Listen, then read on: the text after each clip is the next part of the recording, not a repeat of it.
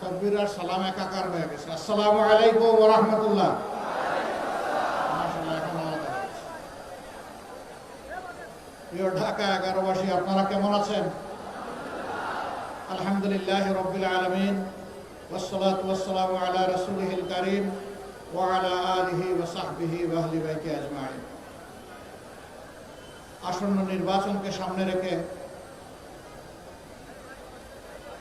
ঢাকা 11 আসন, এই আসনে জাতীয় নাগরিক পার্টি মনোনীত 11 দল সমর্থিত প্রার্থী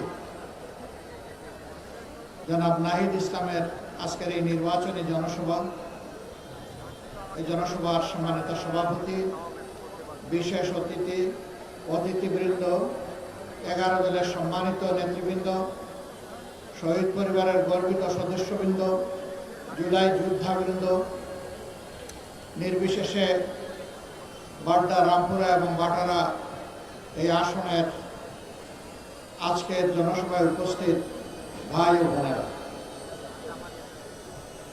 আমি আপনাদের সামনে দাঁড়িয়েছি সংক্ষেপে দুটি কথা বলার জন্য। আমরা 47 দেখি নাই, শুনেছি। 71 দেখেছি, আর 24 আমরা পেয়েছি।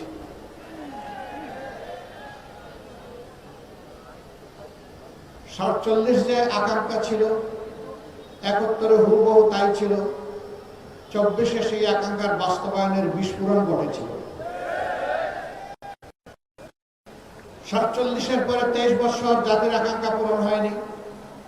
71 পরে 52 বছর সেই আকাঙ্ক্ষা পূরণ হয়নি। এখন 54 অতিক্রম হয়ে গেছে। 24-এ আমাদের যুব সমাজ, ছাত্রছাত্রীরা বিশাল কোনো দাবি নিয়ে রাস্তায় নামেনি। তাদের একটি ন্যায্য দাবি, অতি সাধারণ একটা দাবি নিয়ে নেমেছিল, কোটা সংস্কারের আন্দোলন। কিন্তু অতীতের মতো ফেসিবাদী কায়দায় এই আন্দোলনকে দমানোর চেষ্টা করা হয়েছে। জুলাই মাসে এই আন্দোলন দানা বাঁধে। জুলাই 15 তারিখে আন্দোলন জ্বলে উঠে। আপনাদের স্মরণ থাকার কথা, 15 তারিখ রাতে ঢাকা বিশ্ববিদ্যালয়ে আমাদের কলেজের প্রোগ্রাম মেয়েদের উপর যখন হাতুড়ি বাহিনী আঘাত করেছিল, সারা বাংলাদেশ একসাথে জ্বলে উঠেছিল। তারপরের দিন 16 তারিখ উত্তরবঙ্গের এক সিংহ পুরুষ, আমাদের গর্ব অহংকার, বেগম রোকেয়া বিশ্ববিদ্যালয়ের মেধাবী ছাত্র আবু সাইদ রাস্তায় নেমে বলেছিল, হয় আমার অধিকার দে, না হয় আমাকে একটা গুলি দে। সে ডানা পেতে বলেছিল, বুকের ভিতরে তুমুল ঝড়, বুক পেতেছি, গুলি কর। রাস্তা ছাড়ে নাই, বীরের মতো দাঁড়িয়েছিল। 1, 2, 3 পরপর 3টি গুলি করে তাকে খুন করা হয়েছে। কিন্তু আল্লাহর কসম, একটা গুলিও সে পিঠে নেয় নাই, 3টা গুলি সে বুকে নিয়েছে। এটি বীরের পরিচয়। আমরা তার প্রতি গভীর শ্রদ্ধা নিবেদন করি। একই দিনে তার আরো 5 জন সহকর্মী দেশের বিভিন্ন জায়গায় শাহাদত বরণ করে। আস্তে আস্তে এভাবেই রক্তাক্ত বাংলাদেশ হয়ে উঠল এবং শেষ পর্যন্ত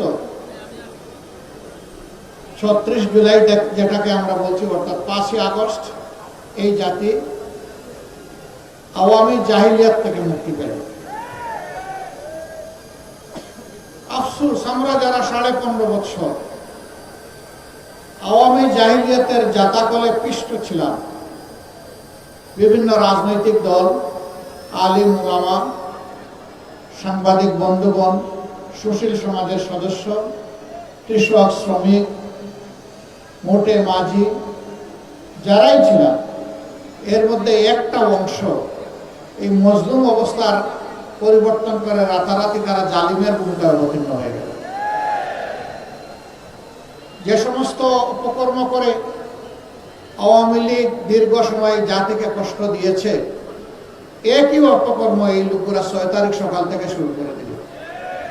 আমরা বিনয়ের সাথে তাদেরকে অনুরোধ করলাম যে মজলুম ছিলেন, জালিম হবেন না। মজলুমের কষ্ট তো বুঝার কথা, তাই এখন মানুষকে কষ্ট দিচ্ছেন কেন? কিন্তু না, আমরা লক্ষ্য করলাম বেপরোয়া গতিতে চাঁদাবাজি, দখলবাজি, মামলাবাজি শুরু হয়ে গেল। এখনো অনেকে বলেন, বড় বড় ব্যবসায়ীরা বলেন, আমরা যাব কোথায়? আমাদেরকে জিম্মি করে আমাদের বিরুদ্ধে মার্ডার মামলা দিয়ে এখন আমাদের কাছ থেকে কোটি কোটি নয়, শত শত কোটি টাকা দাবি করা হচ্ছে। কারা দাবি করছে জানেন? এই 15.5 বছর যারা বাংলাদেশের মাটিতে ছিলেন না, পালিয়ে গিয়ে অন্য কোনো জায়গায় নিরাপদ আশ্রয় গ্রহণ করেছিলেন, ফিরে এসে তারাই সেই মামলা বাণিজ্য করছে।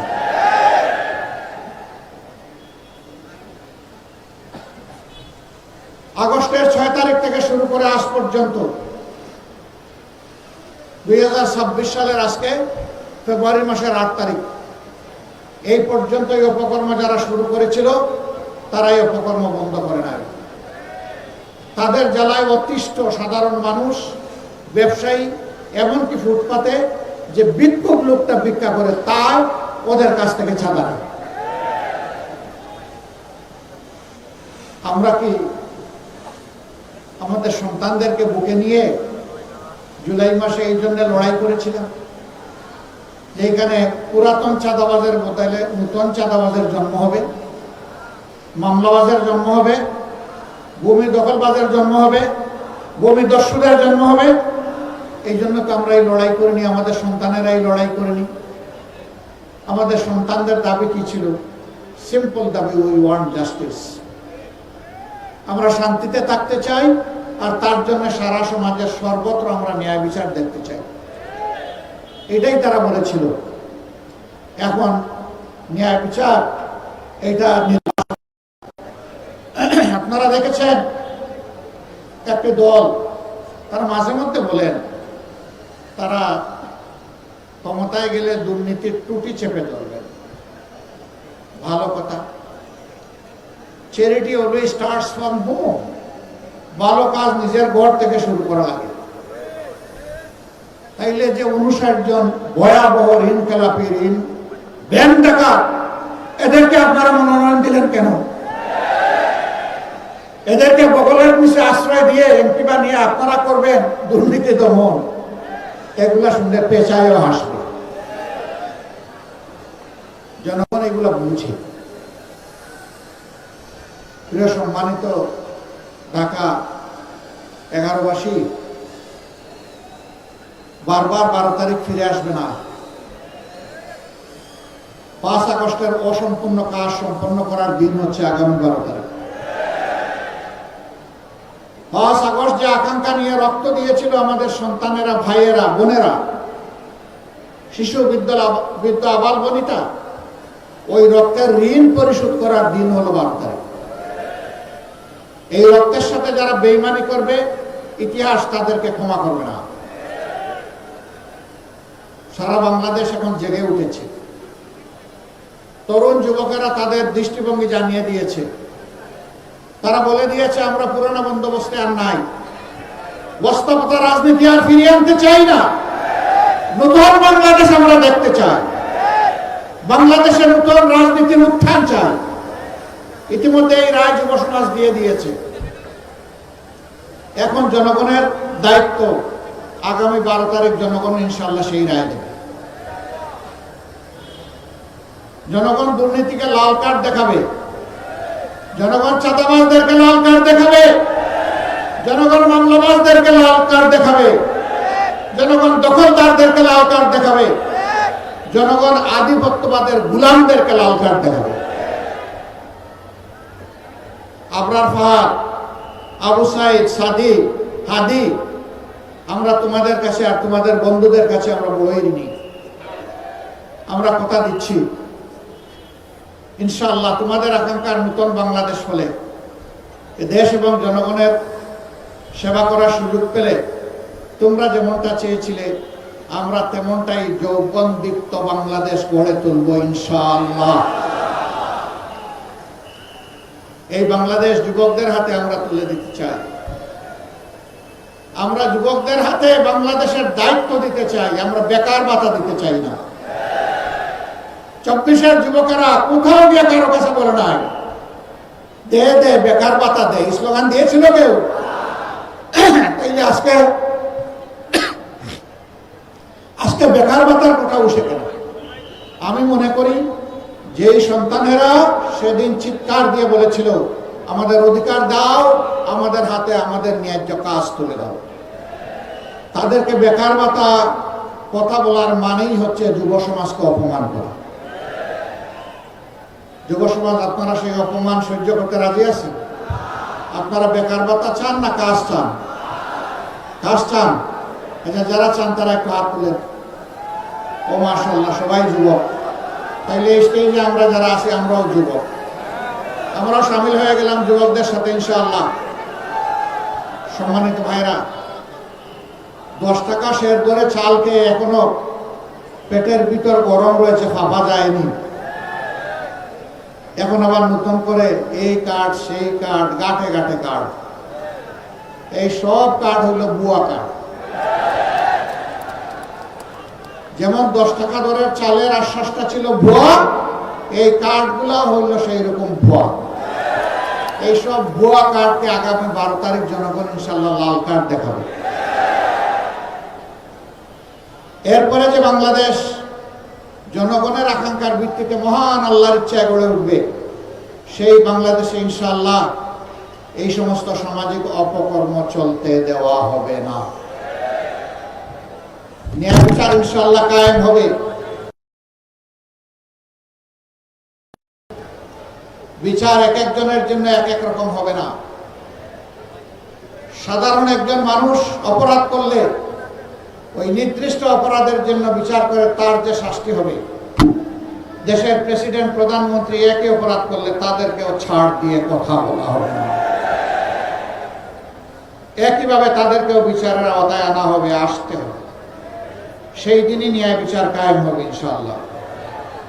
অপরাধে কারো কোনো দায় মুক্তি নেই। অপরাধ করেছে, অপরাধীকে শাস্তি পেতে হবে। যে দেশের টাকা লুণ্ঠন করে যারা বিদেশে পাচার করেছেন, তারা সহজেই টাকা ফেরত দিবেন আমরা জানি, কিন্তু এটা কার টাকা? এটা কি তাদের বাপদাদার টাকা? এটা 18 কোটি মানুষের টাকা। আজকে জন্ম নেওয়া শিশুর টাকা, ফুটপাতে হাত পেতে মানুষের কাছ থেকে যে ভাই বোন ভিক্ষা করে, এটা তাদেরও টাকা। রাষ্ট্রের আয়ের 3 খাত, ট্যাক্স, বিদেশি অনুদান এবং বিদেশি ঋণ, এই 3টা মিলে রাষ্ট্রের তহবিল সমস্ত মানুষের উপরে সমানভাবে দায় বর্তায়। আমরা কথা দিচ্ছি ইনশাআল্লাহ, যদি 13 তারিখ থেকে নতুন বাংলাদেশ হয়, তাহলে নতুন বাংলাদেশের এই প্রাপ্য 16 আনা আদায় করার জন্য সর্বাত্মক লড়াই চালাবো। এখানে কোনো আপোষ নেই। আমাদের বার্তা স্পষ্ট, এনাফ ইজ এনাফ। যা হয়েছে যথেষ্ট হয়েছে। এই পথে আর কেউ হাঁটুক, কোনো ফ্যাসিবাদ হাঁটুক জাতি এটা দেখতে চায় না। আমরা মিথ্যা কোনো আশ্বাস জাতিকে দেব না। কিন্তু একটা কথা আল্লাহ তাআলাকে সাক্ষী রেখে বলবো, বাংলাদেশের মানুষের জীবন, সম্পদ এবং ইজ্জত, এই 3টার হবো ইনশাআল্লাহ আমরা পাহারাদার। এদেশের মালিক হব না, জনগণের সেবক হব। আর প্রতি বছর জনপ্রতিনিধিরা তাদের পারিবারিক সদস্যদের সহ জাতির সামনে তাদের সম্পদ বিবরণী পেশ করতে বাধ্য হবে। আমরা দেখি কার শ্বশুর বাড়িতে সম্পদ হলে, সোনা হলে একটু দেখতে চাই। 15.5 বছর ভিক্ষুকের ঝুলি গলায় নিয়ে অনেকের যাত্রা শুরু করেছিল রাজনীতিতে। পরে তারা হয়েছে হাজার হাজার কোটি টাকার মালিক, এবং নিজের বাপের বাড়ি যতটা ধনী শ্বশুর বাড়িতে বানাইছে তার চেয়ে বেশি। ওই চুরির টাকা কোথায় রাখবে? জনগণের চুরির টাকা নিয়ে ওখানে রেখেছে। আমরা ওই নতুন শ্বশুর বাড়ি আর তৈরি করবো না ইনশাআল্লাহ। শ্বশুর বাড়ি থেকে যৌতুক নেওয়া যেমন হারাম, জনগণের লুণ্ঠিত টাকা ওদের কাছে রাখাও তার চেয়ে ভয়াবহ। এই দুইটার ইনশাআল্লাহ অবসান হবে। এই প্রিয় দেশে নারী পুরুষ সবাই মিলে দুনিয়ার সব জায়গার মতো বাংলাদেশ। আমাদের দেশে আমাদের মা বোনদের ইজ্জতের কোনো নিরাপত্তা নেই। গড়েও নাই, রাস্তায়ও নাই, কর্মস্থলেও নাই। ইনশাআল্লাহ অগ্রাধিকারের ভিত্তিতে এইটাই আগে নিশ্চিত করা হবে। যে জাতি তাদের মাদেরকে সম্মান করতে জানে, সেই জাতিকে আল্লাহ তাআলা সম্মান বাড়িয়ে দেন। আর যে জাতি তাদের মায়েদেরকে, মায়ের জাতিকে, মা বোন এবং মেয়েদেরকে সম্মান করতে জানে না, আল্লাহ তাআলা কিভাবে তাদেরকে সম্মানিত করবেন? দুইজন মানুষ ছাড়া সবাই মায়ের গর্ভ থেকে দুনিয়া এসেছে, হযরত আদম আলাইহিস সালাম এবং হযরত হাওয়া আলাইহিস সালাম। বাকি সবাই মায়ের পেট থেকে দুনিয়া এসেছে। হযরত ঈসা ইবনে মারইয়াম আলাইহিস সালামের বাবা ছিলেন না, কিন্তু মা ছিলেন। মায়ের ঋণ শোধ করা কোনো সন্তানের পক্ষে সম্ভব নয়। সেই মাকে একটু সম্মানও দেখাবো না, এর চাইতে বড় জুলুম আর কি হতে পারে? ইনশাআল্লাহ আমরা তাদের সম্মানটুকু এবং নিরাপত্তাটুকু ইনশাআল্লাহ আমরা নিশ্চিত করব। আল্লাহ যেন আমাদেরকে তৌফিক দান করে। যুবক বন্ধুরা, তোমরা তৈরি হয়ে যাও বাংলাদেশের দায়িত্ব গ্রহণ করার জন্য। আজকে যে নাহিদ ইসলামকে এখানে আমরা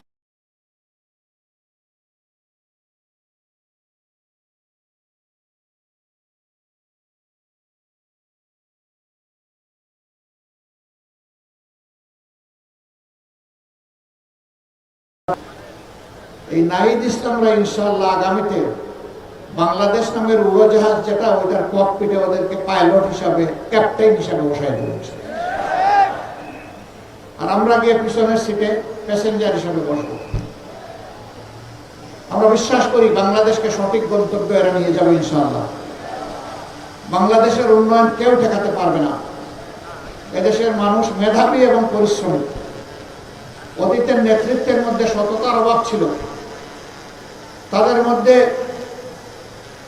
দুর্নীতি থেকে হাতকে মুক্ত রাখার সেই শপথ ছিল না, দেশের প্রতি দায় ছিল না।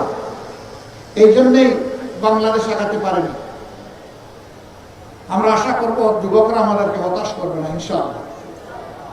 তারা আমাদেরকে সামনে নিয়ে এগিয়ে যাবে। আজকে একজন যথার্থই বলেছেন, এখানে দুইজন প্রার্থী আছেন, দুইজনকে আপনারা চিনেন। নাহিদ ইসলামের জন্ম এখানে, বেড়ে ওঠা এখানে। আমি মার কাছে মাসির গল্প শোনাতে চাই না, আমার চাইতে নাহিদকে আপনারা ভালো চিনেন। কিন্তু এটা বলতে চাই, ইনশাআল্লাহ ইনসাফের বাংলাদেশের পক্ষে জনগণের রায় আল্লাহর মেহেরবানিতে যদি অর্জিত হয়, তাইলে সেই সরকারে অবশ্যই নাহিদ ইসলামকে আপনারা একজন মন্ত্রী হিসাবে দেখবেন। আমরা হাতে হাত ধরে একসাথে কাজ করব, তবে শুধু 11 আসনের জন্য নয়। আমরা বাংলাদেশের 56,000 বর্গমাইলের প্রতি ইঞ্চি মানুষ আর 18 কোটি মানুষের প্রত্যেকের হকের উপরে আমরা পাহারাদারি করবো ইনশাআল্লাহ। কারোর সাথে আমরা বেইনসাফি করবো না।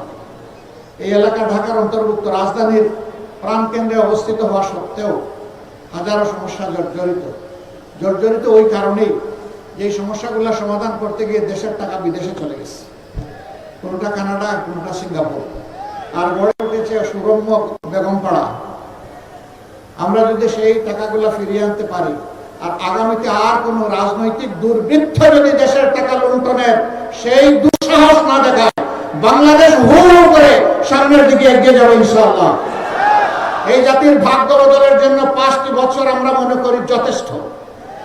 এরপরে বাংলাদেশ রাস্তা খুঁজে পেয়ে যাবে এবং সেই মহাসড়ক ধরে ইনশাআল্লাহ বাংলাদেশ এগিয়ে যাবে সামনের দিকে। আমরা আপনাদেরকে ওরকম কোনো আশ্বাস দেব না, এখানে যেটা আছে তাই দিব, যেটা নাই ওটা অন্যভাবে বলবো, এগুলা নাই। আমরা কোনো ভুল বল আশ্বাসে নাই। যা বলবো ইনশাআল্লাহ আল্লাহর উপর ভরসা করে সেইটাই করার চেষ্টা করবো, জান প্রাণ দিয়ে। যেভাবে জুলাই এনে দিয়েছে আমাদের সহযোদ্ধারা জান প্রাণ দিয়ে, সেইভাবে আগামীর দায়িত্ব আমরা পালন করবো ইনশাআল্লাহ জান প্রাণ দিয়ে। আসুন, একটা বেইনসাফি মুক্ত, জুলুমবাজ মুক্ত, চাঁদাবাজ মুক্ত, দখলবাজ মুক্ত, মামলাবাজ মুক্ত, আধিপত্যবাদ মুক্ত একটা ন্যায় ইনসাফের মানবিক বাংলাদেশ গড়ার জন্য আমরা হাতে হাত, কাঁধে কাঁধ মিলিয়ে সামনের দিকে এগিয়ে যাই। আল্লাহ আমাদেরকে তৌফিক দান করুন। এবার আমি 11 দলের পক্ষ থেকে আমাদের স্নেহভাজন জাতীয় নাগরিক পার্টির আহ্বায়ক, জুলাই সেনাপতি, তার হাতে আমরা 11 দলের প্রতীক আমরা তুলে দেবো ইনশাআল্লাহ। 11 দলের শীর্ষ দায়িত্বশীলদেরকে আমি একটু সামনে আসার জন্য অনুরোধ করব।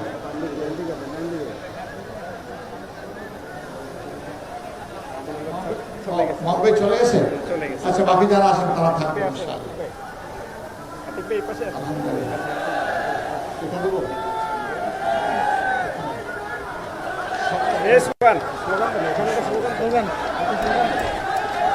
ভাই প্রতীক আছে? কোন সে প্রতীক? একটু জুড়ে, আরো জুড়ে, ইনশাআল্লাহ, মাশাআল্লাহ। ভাই বোনদের ইনশাআল্লাহ 12 তারিখ দলে দলে সমস্যরে সকাল সন্ধ্যা সারাদিন সিল মারো ভাই, সিল মারো, সিল মারো ভাই, সিল মারো। ইনশাআল্লাহ বিজয় মেলা 12 তারিখ ইনশাআল্লাহ হবেই হবে। মাশাআল্লাহ, সবাইকে ধন্যবাদ। এখন থেকে ঘরে ঘরে শাপলা কলি, ইনশাআল্লাহ কলি কলি থাকবে না। 13 তারিখ শাপলা হয়ে পড়বে ইনশাআল্লাহ, এবং শাপলা সবাইকে বুকে ধারণ করে সামনে এগিয়ে যাবে। আমি এখানে জামাতে ইসলামী সহ সকল দলের 11 দলের যারা আছেন তাদের সকলকে বলবো, আমাদের কাছে একটা ভোট বড়ই দামি, একটা সিট বড়ই দামি। আমাদের প্রত্যেকের একটা ভোট দরকার এবং এখানকার একটা সিটও দরকার। এই ভোটগুলোকে শাপলার বাক্সে ঢুকানো পর্যন্ত এখন থেকে পাহারাদারি করবেন ইনশাআল্লাহ। কাউকে ছেড়ে দিবেন না। কোন দুর্বৃত্ত যাতে আপনাদের ভোটকে এদিক সেদিক করার দুঃসাহস না দেখায়। আপনারা জুলাইয়ে যেমন পাহারাদারি করেছেন বীরের মতো, এখন জুলাইকে সবল করার জন্য 12 তারিখ পাহারাদারি করবেন একইভাবে ইনশাআল্লাহ। বোনেরা এখানে কষ্ট করে এসেছেন, মায়েরা এসেছেন, মেয়েরা এসেছেন, সবাইকে আমরা কৃতজ্ঞতা জানাই। দোয়া করবেন আল্লাহ তাআলার মেহেরবানিতে বাংলাদেশ যেন জুলুমবাজ মুক্ত হয় এবং নতুন কোনো জুলুমবাজ যেন এই জাতির ঘাড়ে চেপে না বসে। আমরা চোখের পানি দিয়ে আল্লাহর দরবারে আমরা সাহায্য চাইব। আল্লাহর সাহায্যই আমাদের জন্য বড়। নাসরুম মিনাল্লাহি ওয়া ফাতহুন কারীব ওয়া বাশশিরিল মুমিনিন।